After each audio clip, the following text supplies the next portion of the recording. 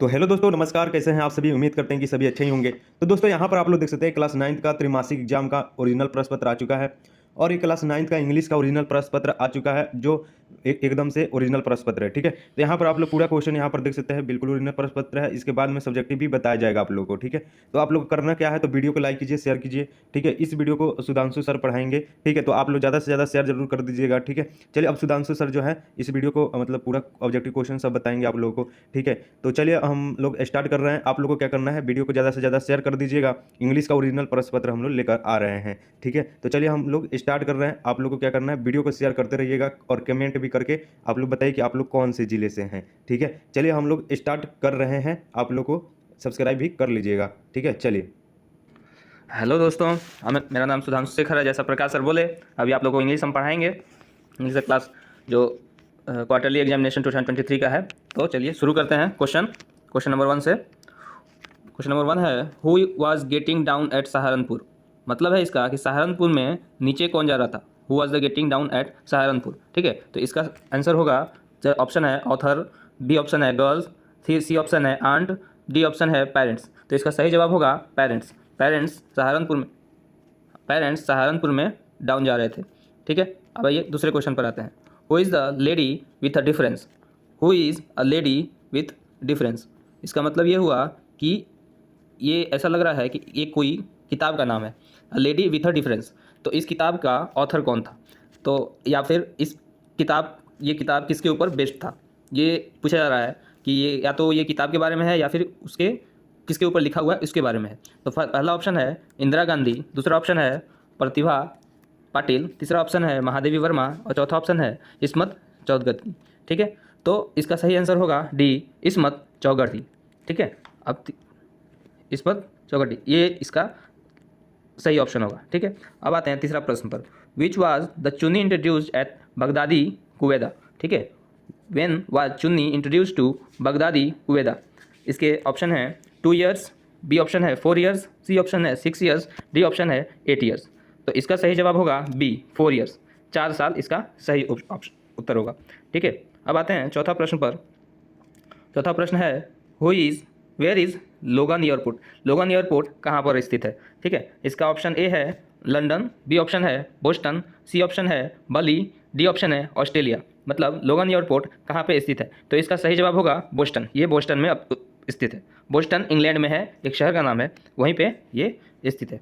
ठीक है, अब आते हैं पांचवा प्रश्न पर। पांचवा प्रश्न है, who is the author of the accidental tourist. The accidental tourist एक किताब का नाम है और इसके लेखक कौन है। पहला ऑप्शन है विलियम ब्राइसन, दूसरा ऑप्शन है बिल ब्राइसन, तीसरा ऑप्शन है विल टाइसन और चौथा ऑप्शन है माइक टाइसन। ठीक है, तो इसका सही उत्तर होगा, पांचवा का सही उत्तर होगा ए मतलब विलियम ब्राइसन इस किताब द एक्सीडेंटल टूरिस्ट के ऑथर हैं। ठीक है, अब छठे प्रश्न पर आते हैं। For how long is the ordinary women married. ठीक है, कितने साल तक एक ऑर्डिनरी वुमेन मैरिड रह सकती है। ठीक है, तो इसका सही उत्तर है, पहला ऑप्शन है 5 ईयर्स, दूसरा ऑप्शन है 10 ईयर्स, तीसरा ऑप्शन है 15 ईयर्स और चौथा ऑप्शन है 20 ईयर्स। तो इसका सही उत्तर होगा बी, 10 ईयर्स। 10 ईयर्स तक कोई भी एक आम महिला मैरिड रह सकती है। ठीक है, अब आते हैं सातवें प्रश्न पर। सातवां प्रश्न है, who was Bismillah maternal uncle. ठीक है, बिस्मिल्लाह का मैरिटियल अंकल का मतलब हुआ चचेरे अंकल। वो कौन थे, मतलब एक अपना अंकल होता है उसको सिर्फ अंकल बोलते हैं, अपने पिताजी का भाई वो खुद का एक सिंपल अंकल बोलते हैं, और जो चाचा होते हैं उनको हम मैरिटियल अंकल बोलते हैं। ठीक है, तो इस 7 नंबर क्वेश्चन है, who was the Bismillah maternal uncle. ठीक है, इसका पहला ऑप्शन है रसूल बख्श खान, दूसरा ऑप्शन है पैगंबर बख्श, तीसरा ऑप्शन है दिगंबर बख्श और चौथा ऑप्शन है अली बख्श। तो इस 7वें नंबर प्रश्न का सही उत्तर होगा अली बख्श। अली बख्श जो थे वो बिस्मिल्लाह के मैरिटियल अंकल थे। ठीक है, अब पहुँचते हैं भाई दोस्तों 8वें क्वेश्चन पर। 8वां क्वेश्चन है, व्हेन वाज बिस्मिल्लाह बॉर्न। मतलब बिस्मिल्लाह का जन्म कब हुआ था। तो इसका सही उत्तर, इसके ऑप्शन है, एक पहला ऑप्शन है मार्च 2 1916, मार्च 21 1916, मार्च 11 1916 और मार्च 31 1916। तो 8वां नंबर प्रश्न का सही उत्तर होगा बी ऑप्शन, मार्च 21 1916। अब आते हैं 9वां नंबर क्वेश्चन पर। हु बर्न the playing of musical instrument call pungi. Who banned the playing of musical instrument called pungi. पुंगी एक तरह का बजाने का यंत्र है, बजाने वाला एक यंत्र है, और किसने इसको बैन कर दिया था? इसका ऑप्शन है A emperor Jahangir, B emperor Aurangzeb, C emperor Humayun, D emperor Akbar. Emperor का मतलब शहंशाह, शहंशाह जिसको हम बोलते हैं वो इम्पेरर का मतलब होता है, ठीक है। तो इसका सही उत्तर होगा 99 प्रश्न का बी इम्पेरर औरंगजेब। औरंगजेब ने पुंगी को बजाने से इस पर बैन लगा दिया था, क्योंकि पुंगी हिंदू लोगों में इसे बजाया जाता था। अब आते हैं 10वें नंबर प्रश्न पर। Here was the point of stumbling open. Here was point of stumbling upon. इसके ऑप्शंस हैं, थोड़ा सा इसमें गड़बड़ दिया गया है, दो बार सी और डी दे दिया गया है, तो हम लोग ए बी सी डी ही करेंगे, ठीक है। इसका पहला ऑप्शन है नरसाइसस, दूसरा ऑप्शन है इको, तीसरा ऑप्शन है हरकुलस और चौथा ऑप्शन है जेसस, ठीक है। तो 10वां नंबर प्रश्न का सही उत्तर होगा जेसस। चौथा नंबर प्रश्न का उत्तर होगा जेसस, ठीक है। अब आते हैं 11वें नंबर प्रश्न पर। 11वां नंबर प्रश्न 11वां नंबर प्रश्न है। 11वां नंबर प्रश्न पढ़ने से पहले हम आपको बता देना चाहेंगे कि ये प्रश्न पत्र कल जो एग्जाम है उसमें पूछा जाएगा। ये काफ़ी ज़्यादा हम लोग रिसर्च कर इसको बताए हैं, और यही कल के एग्जाम में मोस्टली पूछा जाएगा। तो आप लोग इसको पूरा अच्छे तरीके से सुनिए, सारे ऑप्शंस को अच्छे से पढ़ लीजिएगा, और लाइक और सब्सक्राइब जरूर करिएगा हमारे चैनल को। आपको अच्छा लगता है ये वीडियो और इसके प्रश्न तो आप लाइक और सब्सक्राइब जरूर करिएगा दोस्तों, ठीक है। अब आते हैं 11वें नंबर प्रश्न पर। इको क्या होता है, ठीक है। इको क्या होता है, मतलब था, वाज लग गया तो मतलब था, पास्ट टेंस में चला गया। इको वाज इसका ऑप्शन है ए ऑप्शन है हीरो, बी ऑप्शन है गॉड, सी ऑप्शन है नाइफ नेफ, और डी ऑप्शन है क्वीन। दोस्तों इसका सही उत्तर होगा 11वें नंबर प्रश्न का सी नाइफ, ठीक है। अब आते हैं 12वें नंबर प्रश्न पर। 12वें नंबर प्रश्न है the head of the withered narcissus is the head of विदाउट नरकिसस इज। हेड का मतलब यहाँ पे उच्च से है, ठीक है। उसका उच्चाधिकारी कौन था, मतलब उसके ऊपर कौन था, उसका हेड कौन था। नहीं बोलते हैं ऐसे दरोगा, जैसे कोई चपरासी होता है तो उसका हेड होता है उसका मालिक, उस तरह का यहाँ पे मीनिंग इसका आएगा। इसका पहला ऑप्शन है red and yellow, B option है gold and white, C option है पिंक एंड वाइट, और डी ऑप्शन है पिंक एंड गोल्ड। तो 12वां नंबर प्रश्न का सही उत्तर होगा A option red and yellow. The head of the विदाउट narcissus is red and yellow, ठीक है। अब आते हैं 13वें नंबर प्रश्न पर। ये एक तरह से फिल इन द ब्लैंक्स है। For every dash human beings alive now only one was alive in year 1950। इस क्वेश्चन का मतलब हुआ कि हर dash human beings alive now, अभी तक कितने ह्यूमन बींग्स अभी तक जिंदा हैं, वैसे जो कि ईयर 1950 में जिंदा थे। अभी 2023 में कितने लोग ऐसे हैं जो अभी तक जिंदा हैं जो 1950 में जिंदा थे। तो 13 नंबर प्रश्न का उत्तर होगा, पहला ऑप्शन है ए में 14, बी में 12, सी में 11, डी में 16। तो दोस्तों 13 नंबर प्रश्न का सही उत्तर होगा सी। अभी तक 11 ऐसे लोग हैं जो 1950 में जिंदा थे और अभी भी जिंदा हैं, ठीक है। तो छोटा कर देते हैं। अब 14 नंबर प्रश्न पे आते हैं। 14 नंबर प्रश्न है the speaker in self introduce is dash women. The speaker in self introduce is dash women. Speaker मतलब बोलने वाला खुद को इंट्रोड्यूस करता है किस तरह की लड़की से। तो इसका पहला ऑप्शन है मॉडर्न, दूसरा ऑप्शन है ऑर्डिनरी, तीसरा ऑप्शन है डेयरिंग, चौथा ऑप्शन है एक्स्ट्रा ऑर्डिनरी। तो 14 नंबर प्रश्न का सही उत्तर होगा ऑर्डिनरी। जैसा कि ऊपर भी एक क्वेश्चन में आपने देखा था कि ऑर्डिनरी वुमेन का जिक्र हुआ था, तो इसका सही आंसर होगा बी ऑर्डिनरी वुमेन। अब आते हैं 15 नंबर प्रश्न पर। The shell mentioned in a poem is of.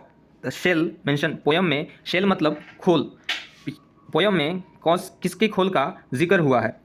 Question है कि पोयम में किसके शेल का मतलब खोल का जिक्र हुआ है। इसमें ऑप्शन ए है क्रैब मतलब केकड़ा, बी टॉर्टोइज मतलब कछुआ, सी स्नेल मतलब घोंगा, डी टर्टल मतलब ये भी एक तरह का कछुआ ही होता है जिसको हम लोग टर्टल बोलते हैं।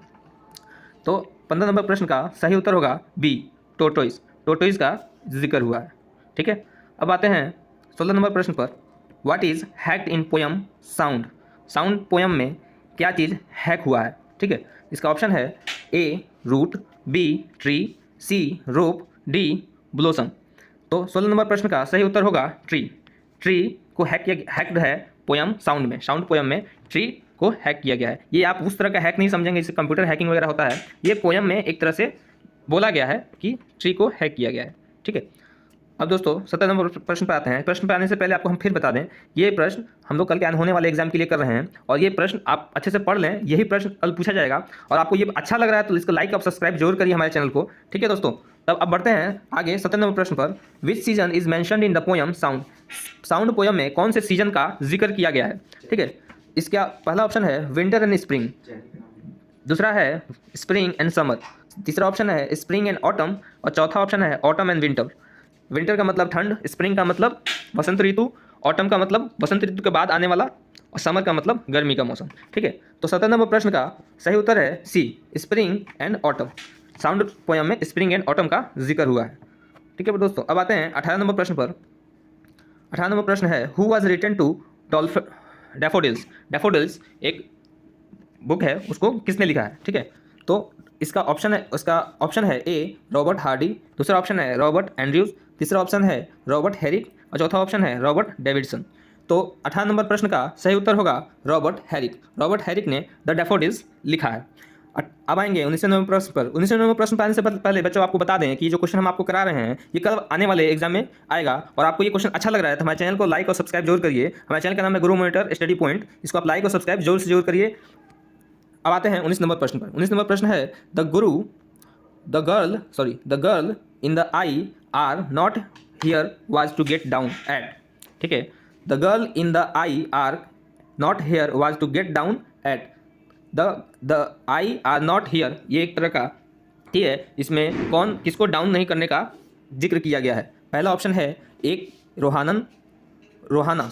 ए ऑप्शन है रोहाना, बी ऑप्शन है देहरा, सी ऑप्शन है सहारनपुर, डी ऑप्शन है मसूरी, ठीक है। तो 19 नंबर प्रश्न का सही जवाब होगा सहारनपुर। जैसा कि आपको बता दें ऊपर भी एक क्वेश्चन हमने किया था जिसमें सहारनपुर का पहले नंबर क्वेश्चन में ही सहारनपुर का जिक्र हुआ था, तो आप उससे भी जान सकते हैं किस चीज़ का क्या आंसर हो सकता है। आप थोड़ा अपने से तुक्का तर्क लगा सकते हैं अगर आपको याद ना हो तो, ठीक है। अब आते हैं 20वें नंबर प्रश्न पर। Ruskin bond is a recipient of dash award for the English. Ruskin bond को कौन से अवार्ड के लिए नॉमिनेट किया गया था, ठीक है, उनको रेसिपेंट बनाया गया था। रस्किन बॉन्ड एक व्यक्ति का नाम है, उसको किस अवार्ड के लिए इंग्लिश में लिटरेचर में किया गया था। तो इसका ऑप्शन है A Jnanpith, B Costa Book, C the National Book and D Sahitya अकादमी।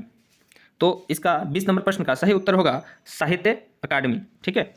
अब आते हैं 21वें नंबर प्रश्न पर। He differs dash you, he differs dash you.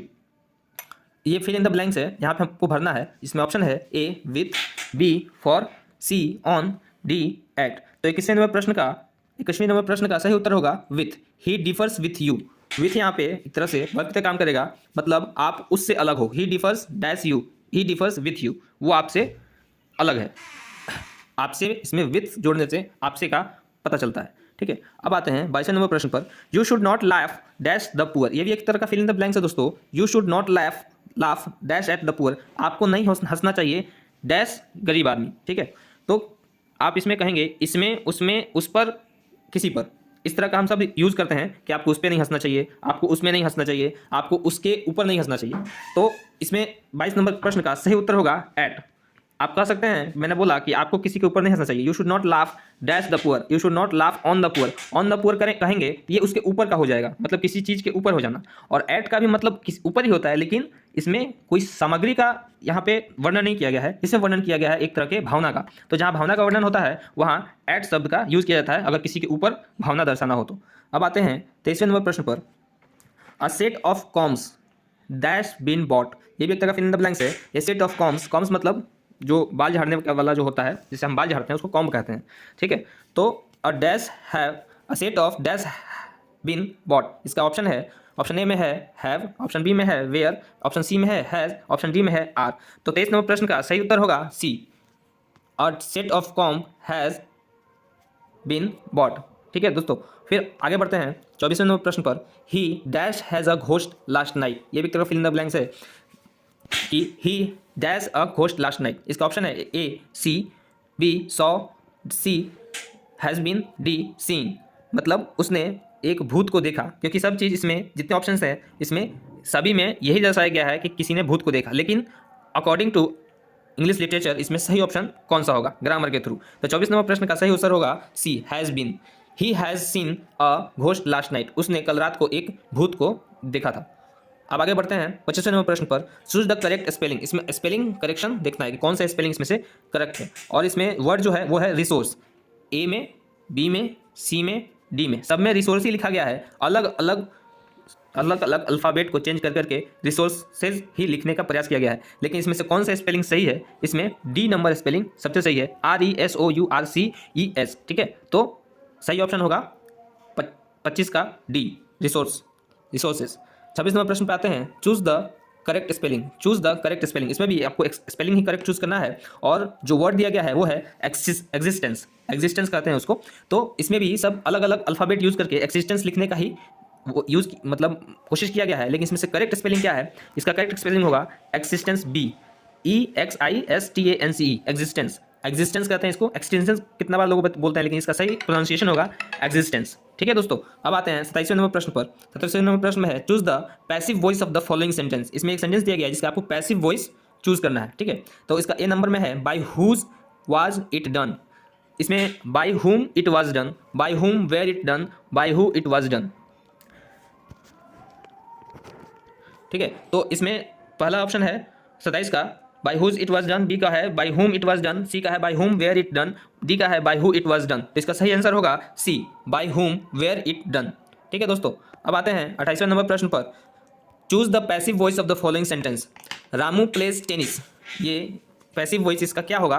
तो इसका ऑप्शन है टेनिस। ए में tennis was played by Ramu, B है tennis was played by Ramu, tennis, C है tennis is being played by Ramu, D है tennis has been played by Ramu.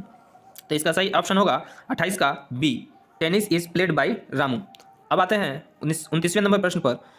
29वां नंबर प्रश्न है choose a indirect speech of the giving sentence. Sentence का नाम है he said we heard this news yesterday.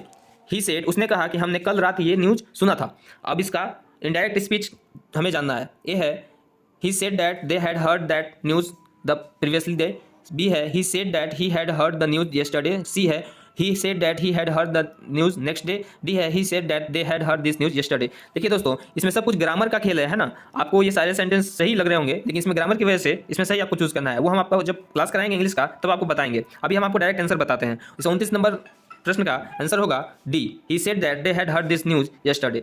अब आते हैं अंतिम 30वें नंबर प्रश्न पर।